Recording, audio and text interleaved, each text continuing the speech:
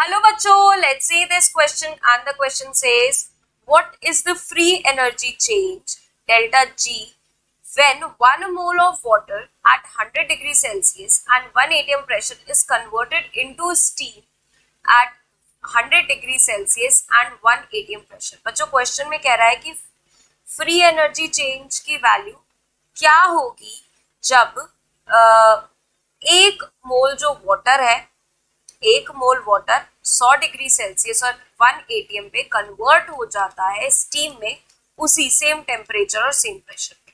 तो basically delta G की value हमें निकालनी है और डेल्टा जी का फॉर्मूला क्या होता है बच्चों? Delta H minus of T delta S. ठीक है, अब यहाँ पे अगर हम बात करें डेल्टा एच की तो डेल्टा एच किसके बराबर होता है? N C V T delta T के।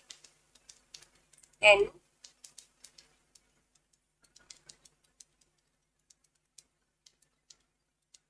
सी वी डेल्टा टी के बराबर होता है।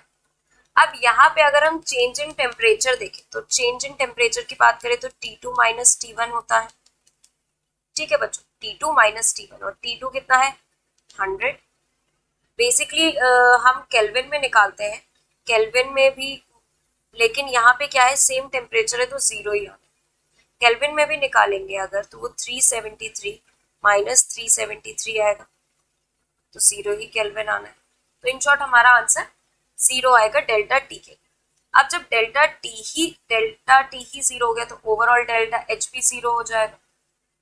ठीक है बच्चों, डेल्टा एच भी जीरो हो जाएगा। अब डेल्टा एस की वैल्यू हमें पता है क्या होती है, या तो डेल्टा एच बाई टी रख लो, तो जब डेल्टा एच ही जीरो है तो डेल्टा एस भी जीरो होगा। ठीक है, तो डेल्टा जी भी ओवरऑल क्या आ जाएगा? जीरो।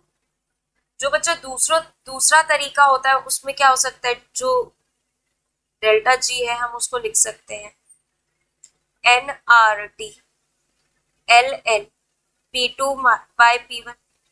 अगर बच्चों इस फॉर्मूले से भी देखा जाए तो जो ये P2 है और P1 है वो तो सेम ही है, 1 एटीएम और एल एन वन की वैल्यू कितनी होती है? जीरो। तो ओवरऑल आंसर यहाँ से भी क्या आएगा डेल्टा जी का? जीरो। यानी कि हमारा करेक्ट ऑप्शन निकल के आ रहा है बच्चों ऑप्शन नंबर 4।